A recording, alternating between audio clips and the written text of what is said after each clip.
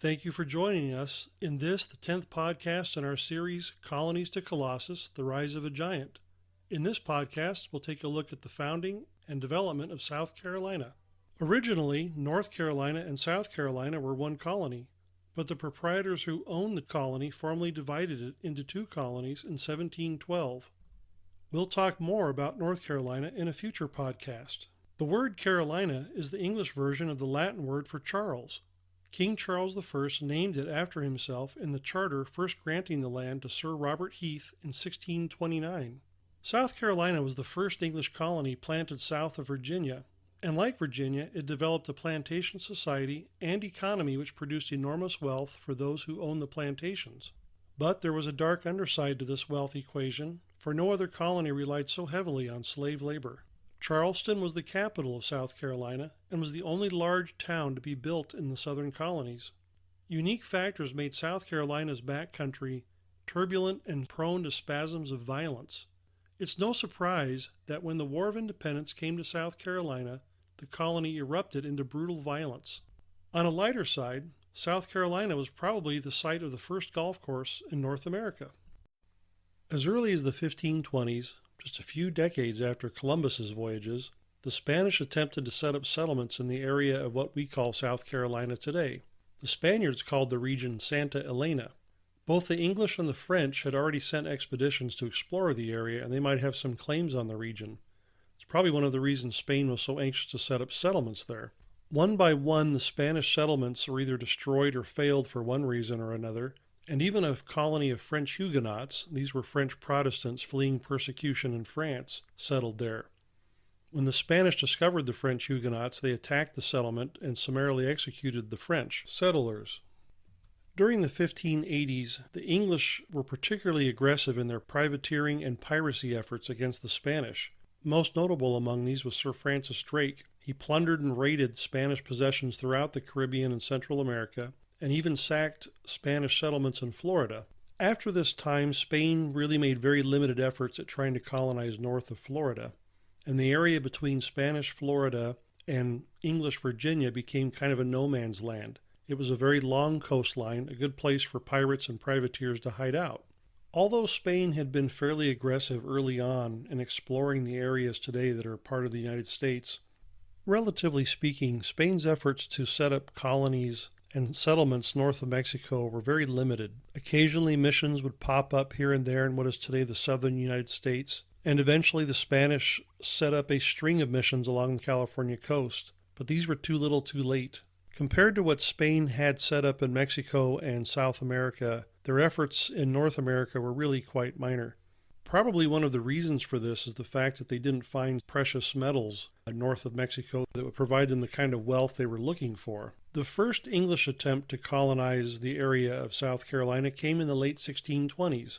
King Charles I granted to Sir Robert Heath the area between Spanish Florida and English Virginia. English settlers did attempt to set up a settlement along with some French Huguenots as well, but these settlements failed, and it would be a few more decades before the English came to stay. Interestingly, the charter that Charles granted to Heath extended the colony boundaries all the way to the Pacific Ocean. Had Carolina remained as one colony and become a state, it would be the biggest state in the Union today. By the middle of the 1600s, it was evident that Spain's power was beginning to decay. In fact, the English were able to actually capture Jamaica, which became a very wealth-producing colony for the English. And in 1670, the Spanish signed the Treaty of Madrid. This treaty said that the King of Spain would recognize English colonies already established. Up until this point, the Spanish king had always considered all of North America to be his. England sensed an opportunity to begin setting up colonies. In 1663, King Charles II granted a charter to 8 royal favorites, making them proprietors of a colony that extended from English Virginia all the way down to Spanish Florida. The grant not only gave the proprietors the title to the land, but also gave them power to establish whatever kind of government they wanted. In fact, they were given medieval-style powers, very similar to what the king had granted to the Baltimore family in Maryland.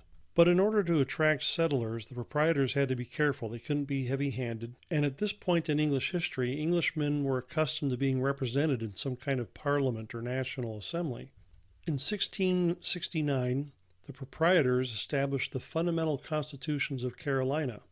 This document set up the kind of government that Carolina would have and also gave the people a representative assembly. The purpose of this fundamental constitution was, quote, that the government of this province may be made most agreeable to the monarchy under which we live and of which this province is a part, and that we may avoid erecting a numerous democracy.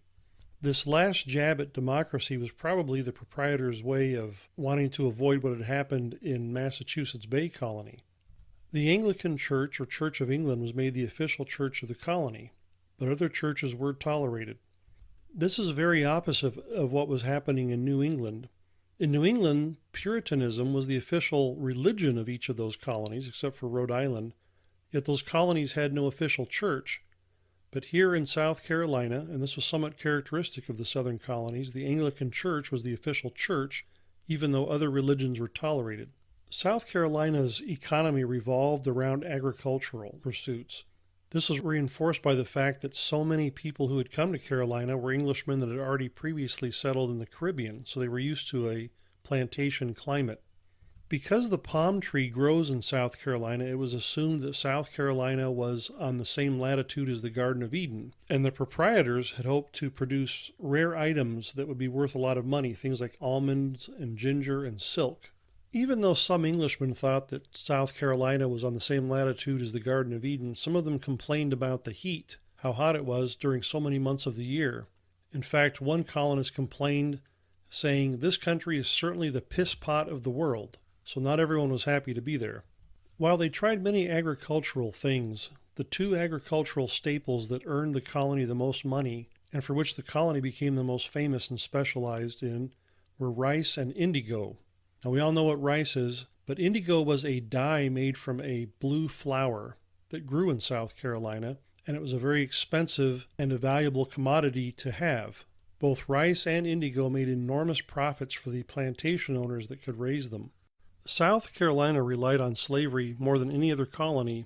In fact, it wasn't long before the number of slaves far outnumbered the number of colonists. In some areas, the ratios of slaves to colonists was as much as 6-to-1 or higher. As I mentioned earlier, South Carolina made enormous amounts of money on indigo and rice, but producing indigo and rice are very labor intensive, and in fact indigo is a very nasty, smelly thing to produce. It was argued then that without slave labor, it would be impossible to make indigo production or rice production lucrative. This argument was certainly to the liking of the plantation owners, who were some of the wealthiest people in the colonies. What slavery really did, though, in addition to being inhumane to the slaves themselves, was that it suppressed the development of a middle class of laborers who might have been paid well to have to produce these goods. In each plantation there was an overseer whose duty it was to make sure that the slaves kept working and to assign them their tasks. Oddly enough, in some plantations the overseers were African themselves. Slaves had very few options. If they weren't being treated well, many of them resorted to subtle forms of retaliation, such as mysteriously burning down barns or other kinds of things that would slow work down. Some of them ran away and joined roaming bands of white criminals in the back country. Other slaves ran away and joined what are called maroon colonies. These were groups of slaves that formed their own little communities back in the swamps where they couldn't be found. The high ratio of slaves to colonists in South Carolina kept the South Carolina colonists in a constant state of alert and fear for slave rebellions. To try and cope with this, they enacted some of the strictest laws against slaves in the entire colonies. And since South Carolina was so isolated from most of the rest of the colonies, they took the threats of slave uprisings very seriously. The Spanish in nearby Florida took advantage of this situation by offering freedom to any slave that would run away and come to Florida, which is a little ironic since the Spanish themselves had slaves down in Florida. In fact, in 1739, there was a slave rebellion called the Stono Rebellion, and many of the colonists, or at least colonial officials, blamed the Spanish for helping to stir up the slaves in this rebellion. The Indians had a system of slavery of their own, and they soon discovered that they could trade the slaves that they had captured from other tribes to the colonists for things they wanted. And in fact, by about 1700, almost a third of South Carolina's slave workers were probably Indian. In fact, Indian slaves became one of the major exports that South Carolina exported. Many of them were exported to the Caribbean. English colonists often puzzled about the origins of the Indians. Some of them speculated that the Indians might be some of the lost tribes of Israel, and there were even efforts by some of the English clergymen to try and convert them to Christianity, though these efforts were somewhat limited. As with the other colonies, South Carolinians engaged in quite a bit of commercial activity with the Indians. Both the Indians and the colonists saw each other as potential trading partners, usually at first, and then over time as relations deteriorated, there would be wars or conflicts. Many colonies during their existence faced a life and death struggle with the Indians. That struggle came to South Carolina in 1715 in the Yamasee War. In that war, the Yamasee Indians and a coalition of other Indian tribes devastated South Carolina and caused damage on a scale that rivals King Philip's War that occurred in New England. But these wars were seldom strictly colonists versus Indians. Very often, Indians fought on the side of the colonists, and that was the case in this war. In fact, the Cherokee Indians helped the South Carolina colonists against the Yamasee and the coalition fighting with them. In the end, the colonists survived the war, and the Yamasee ended up migrating south towards Spanish Florida. As I mentioned earlier, South Carolina was owned and operated by 8 proprietors. King Charles II had given them title to the land as well as the right to establish whatever kind of government they wished to. Initially, they tried to set up a system of government that was very medieval in nature, but that didn't work. And for the most part, the government of South Carolina was very similar to the other colonies, which in turn were very similar to the kind of arrangement they had in England. England had an executive, the king, and it also had a 2-house legislature or parliament that consisted of an upper house of lords and a house of commons. South Carolina's government was very similar in nature. It had a governor appointed by the proprietors, it had a council to help him that acted as an upper house, and it had an assembly called the Commons House of Assembly, which in many ways mirrored the House of Commons in England. The assembly itself assumed that it had the same powers as the House of Commons in England, since after all they represented Englishmen and that was their inherent right.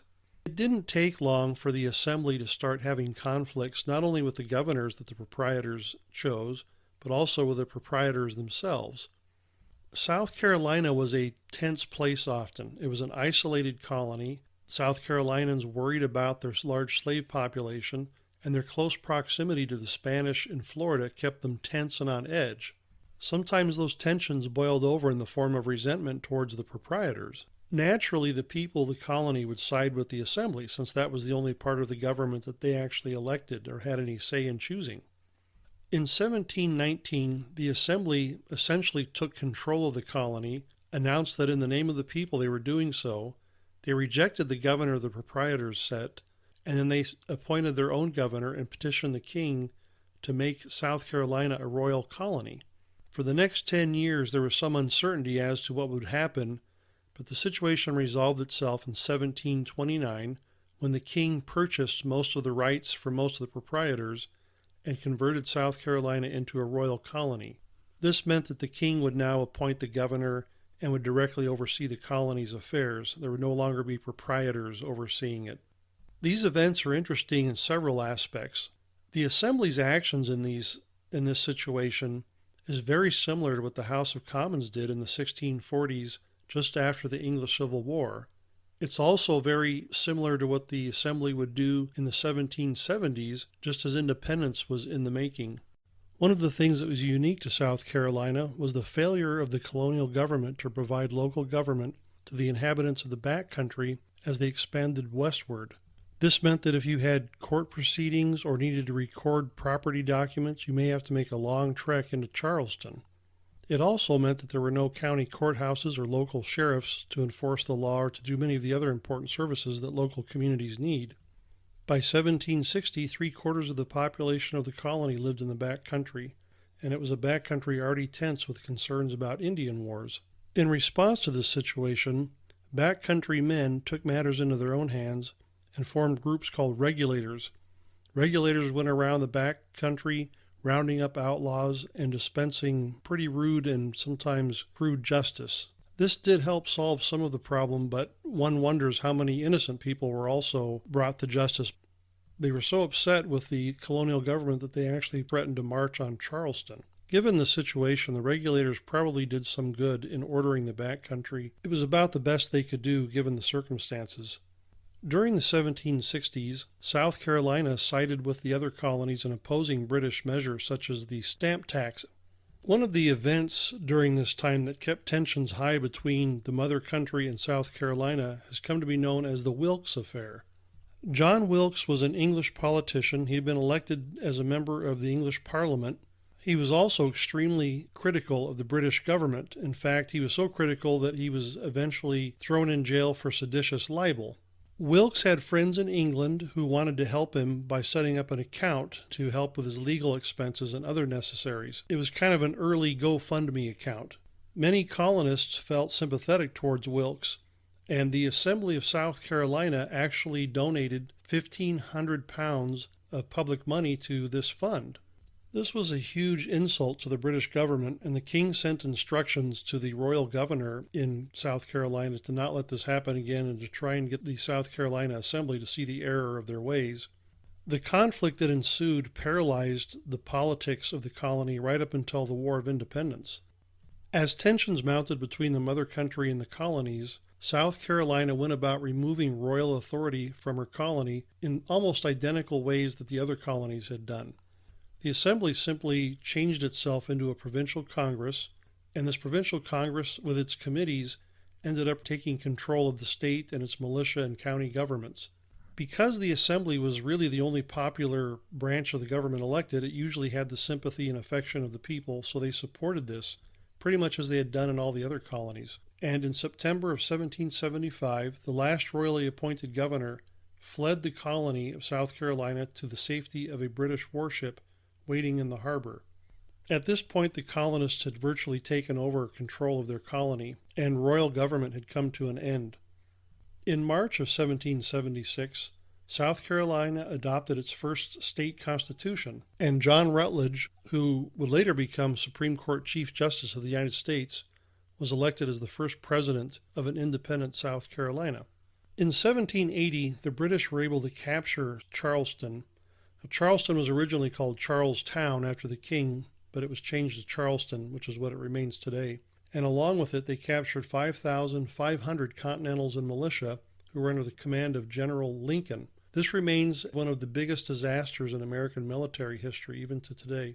The British had hoped that by moving the war south, there were a lot of loyalists there that would support them. This didn't really pan out that way, but the British presence in South Carolina created a civil war in the backcountry, with roving bands of militia fighting each other from different towns. The fighting had a particularly ugly and brutal side to it, because the partisans not only targeted each other, but they targeted members of each other's families for torture and even murder. Not even a year and a half after the capture of Charleston, though, the British would surrender at Yorktown in Virginia, bringing the War of the American Revolution to an end. For further reading, I recommend the following books and articles. Colonial South Carolina, A History by Robert M. Weir. Partisans and Redcoats, The Southern Conflict That Turned the Tide of the American Revolution by Walter Edgar. Legend, Religious Idealism, and Colonies, The Point of Santa Elena in History, 1552 to 1566 by Paul Hoffman, published in the South Carolina Historical Magazine, Volume 84, Number 2, April 1983. Ordering the Backcountry, The South Carolina Regulation by Rachel N. Klein, published in the William and Mary Quarterly, Volume 38, Number 4, October 1981. The South Carolina Constitution of 1776 by Terry W. Lipscomb, South Carolina Historical Magazine, Volume 77, Number 2, April 1976. Up from the Swamp, How Francis Marion Turned South Carolina's Low Country into a Quagmire for the British and Became One of the History's Greatest Guerrilla Leaders by Jefferson M. Gray, published in the MHQ Quarterly Journal of Military History, Volume 24, Number 1, Autumn 2011.